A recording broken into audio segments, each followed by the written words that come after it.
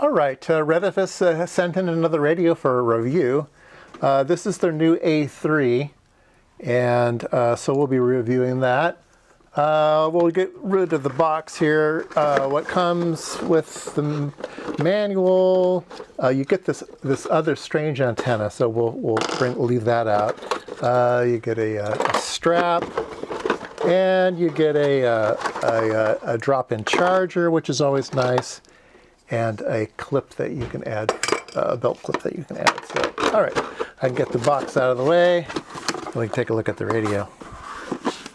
All right, so the first thing you'll notice is this strange antenna. It's one of those end-weighted antennas to change the electrical length of the antenna. So this generally adds more electrical length to an antenna, and that's because this thing has a very, very wide frequency range.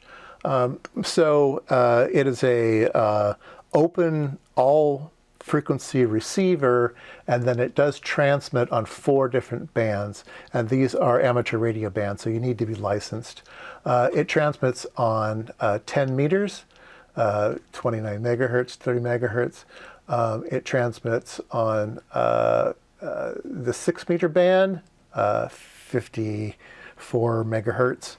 It transmits on 2 meter band, 145 megahertz, and then transmits on 70 centimeters, which is 450 megahertz, okay? So it transmits on those 4 bands, so that's very, very interesting. I can't remember any handhelds that I've owned that does the 10 meter portion. I think some did the 6 meter, but not the 10 meter. Now, be aware that on 10 meters, it's only FM. You can't transmit single sideband, but you can transmit FM on the 10 meter band.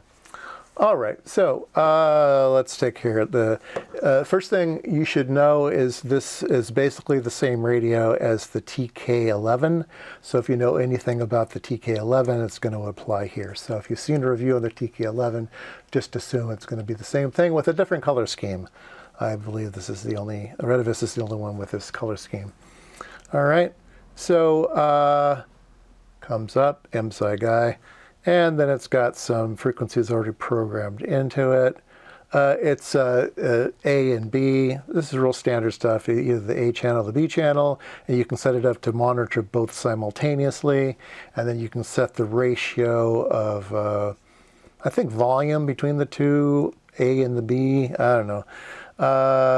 You can certainly do frequency mode and memory mode.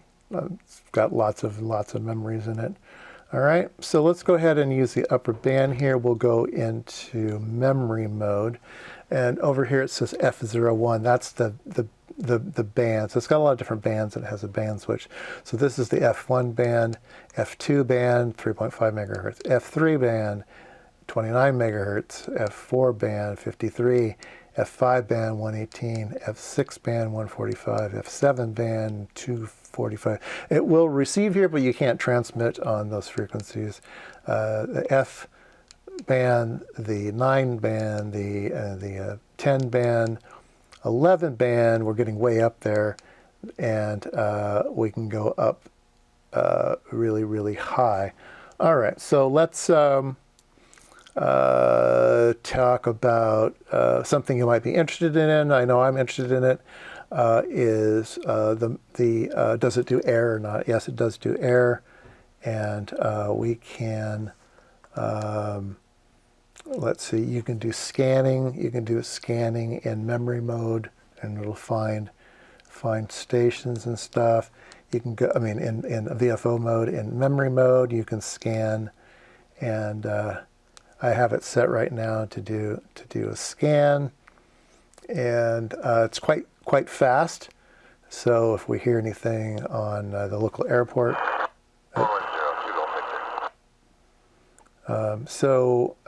it makes a very nice aircraft scanner. It does have the AM modulation, demodulation on those frequencies. Somebody's pretty far away on that one. Anyway, you get the idea. It has lower sideband, upper sideband demodulation, FM modulation, and AM modulation. So it does FM, upper and lower sideband, and FM, AM, AM, FM, upper and lower sideband. Has those all in there. Yeah, I mean, it's got a lot of stuff packed in here. Let's take a look at the data sheet. Okay, well, it's got 999 memories. It'll receive FM broadcast as well, like your radio stations, 32 channels for that. And it has an automatic scan feature where you say scan and it finds all your local stations and programs them for you. It's got 10 NOAA weather radio station bands. Let's see here, modulations. What else can it do here? Residual. Okay. So frequencies, it will do. Let's talk about AM modulation first. On screen, there we go. AM modulation. It'll do 153 kilohertz to 1799 kilohertz. Okay, it'll receive all of that in the F1 band, and then 1.8 to 18 megahertz, and then 18 megahertz to 32, and then 108 to 136. And it'll do AM modulation on all of those. So obviously this is covering the aviation band, and this is covering your broadcast band and everything. So, and you can even down here in the 80 meter band, you can do AM demodulation and stuff. So that's that. In the FM modulation ranges, 18 to 32, 32 76, 108 to 136, 136 to 174, up to 350, up to 400, up to 470, up to 580, up to 760, up to 1 gigahertz, and then 1 to 1.16 gigahertz. So band 13 goes way, way up there. So it's got a wide band of receive frequencies built into this thing. So that's kind of its big selling point, I think. Now, it also has, let's see here, where I guess it's not really explicit, but I believe in the AM frequencies it will also do upper and lower sideband, okay, as I mentioned before. Now, the downsides, one of the downsides is that it is not very doesn't have good selectivity. So let me go ahead and demo that for you right now, because it's one of the worst things about the radio. I'm going to put an external antenna on, okay, so we can look at maybe some AM modulation on lower frequencies and stuff. Let's zoom in on this. All right, let's go here to AM modulation. So here's an AM station. And I think you can hear that there's actually 2 radio stations being received at the same time. There's one radio station local to me that's very strong, and it swamps the receiver, swamps the AM receiver.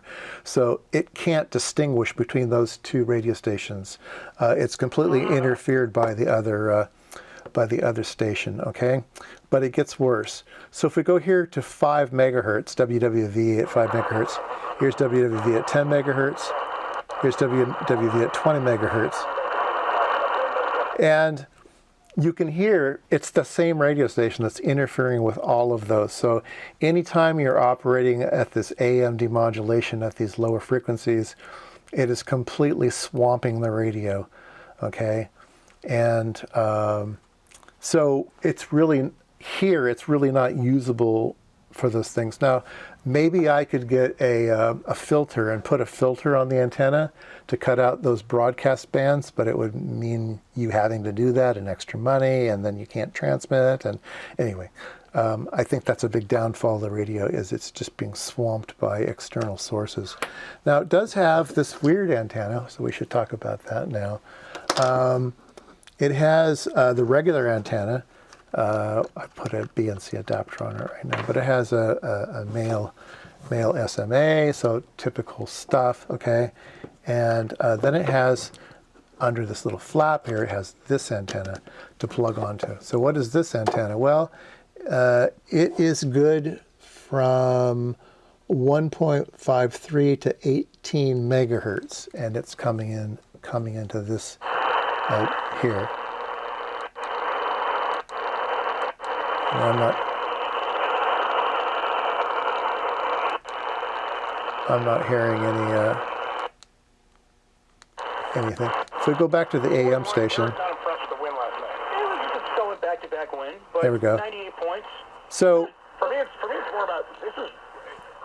So on this particular antenna, it does seem to have some filtering in it, so it cuts out all those other, I don't know why it's different, but it does seem to work better than an external antenna here. Okay, so now I can actually listen to that station, and it's working okay. That other station's not interfering, okay? And I don't know, I can't,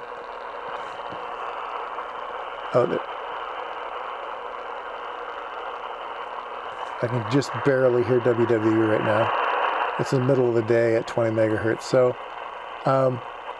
it might be that swamping of signal has only to do with the use of this antenna. So if you want to use the lower bands with this antenna, it seems like it solves that particular problem. So anyway, this is included. It's kind of weird, and it looks kind of strange when both are attached.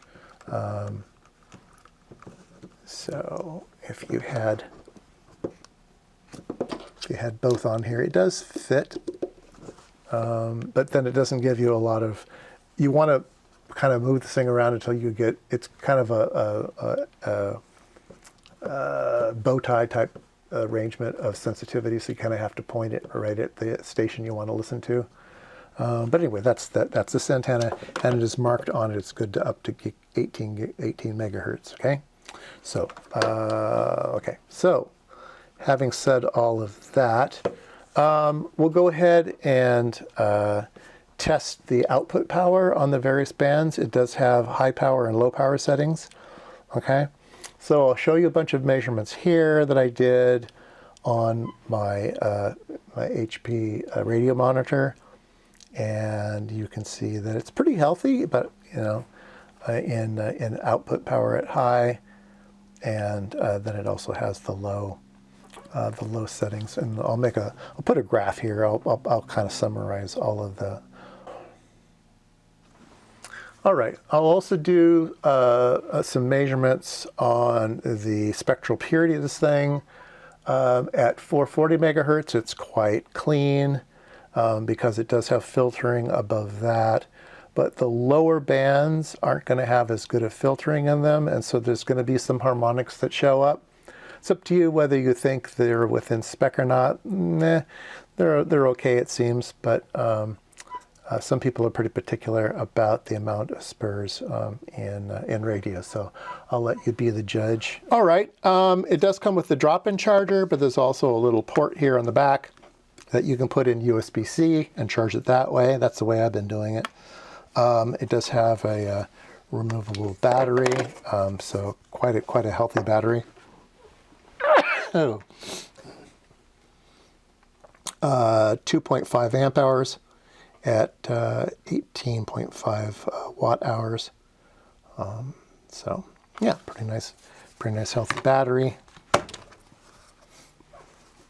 Anyway, there you go. I want to mention one other negative aspect of the radio,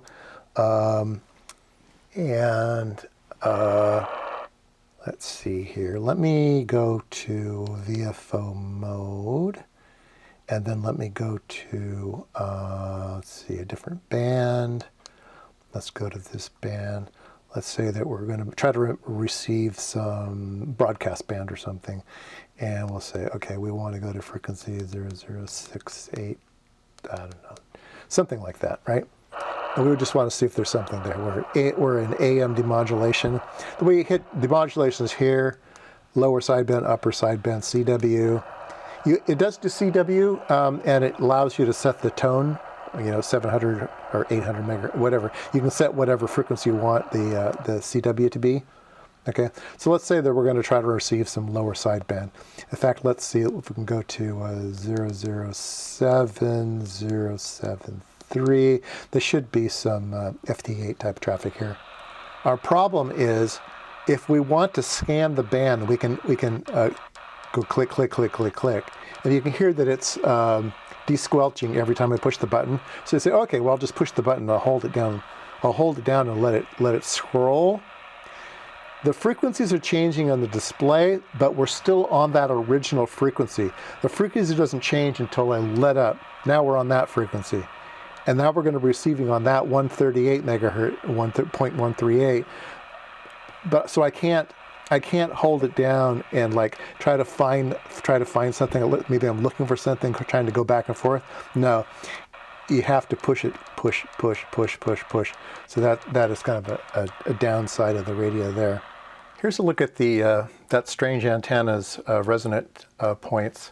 It seems as though it's resonant at 50 megahertz, at the aviation 120 to 130 up to 150. For the 2 meter band.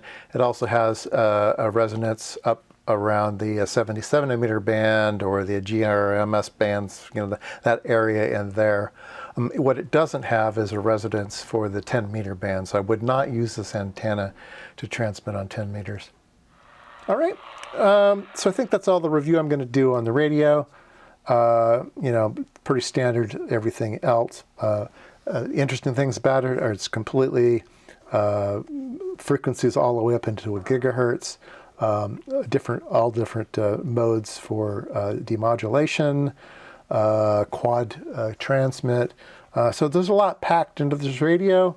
I don't think it's the greatest radio, but it's not an expensive radio either. So I think it's probably okay for the money, but I'm not sure if I would recommend it unless you really want to, receive some particular things. Like I said, I've been using it to scan for the aircraft. It does seem to do a really good job of that. So it might be okay just for something like that. It's got 1,000 memories in it, so you could program it up to be a scanner. It does seem to operate okay there. All right, there you go. That's the new Retevis A3.